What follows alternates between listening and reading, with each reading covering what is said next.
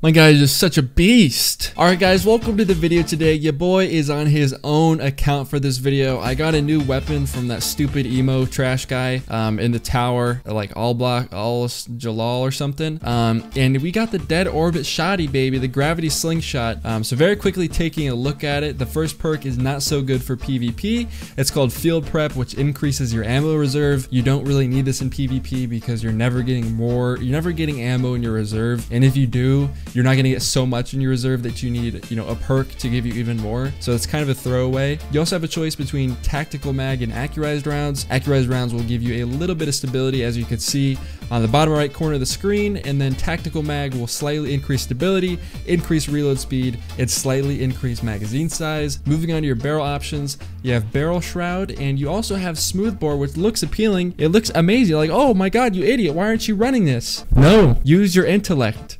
Use knowledge. And you can see, if you read the description, greatly increases range at the cost of more projectile spread.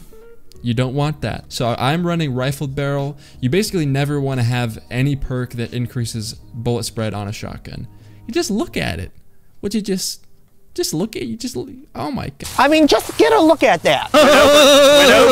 Alright, so moving on to how it performs in PvP, this is a very heavy weapon. It's very sluggish. It's going to be very hard to carry around. So if you have a very fragile frame and you're just very weak overall and you lack gaming athleticism, then this weapon is not for you. So Triple, if you're watching this, you can probably just click out of the video now. Within this same archetype is the deadpan delivery. It's the Vanguard Shotgun, and this is the best overall shotgun for this archetype. It's very similar to the dead orbit one, except for it has a little bit more range, and it has the barrel option that gives you basically shot package. So it's the one that makes sure your spread is very small. So that one is overall better. But pretty much there's no such thing as a horrible shotgun, I feel like, in this game.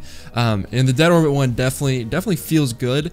It's just not super consistent, and it's not in any way like, a standout shotgun, I guess you'd say. Regarding effective range, the first thing that I noticed is that you can snipe people with the shotgun because of how ridiculous the impact is, but it has a very sharp damage drop off because it doesn't have too much range. So you'll notice you'll be able to snipe people from really far, and then if someone is just like a meter or two beyond a distance you just sniped someone at, you'll notice that suddenly you'll only do like 40% of their health. So it's a very steep drop off in damage. Previous to this shotgun, I had been using the Retro Futurist, which is the beta shotgun, for a very long time, around 2 weeks now, and I had been liking it. But one thing that I noticed that it's kind of inconsistent. So sometimes you'll snipe people, sometimes at close range your bullets just do not hit people, and it feels like the spread is really tight, and you have to be exactly on the person, or else it will leave them with very little health. So even close range, if you're not extremely accurate, it will not one-shot kill, which is very inconsistent.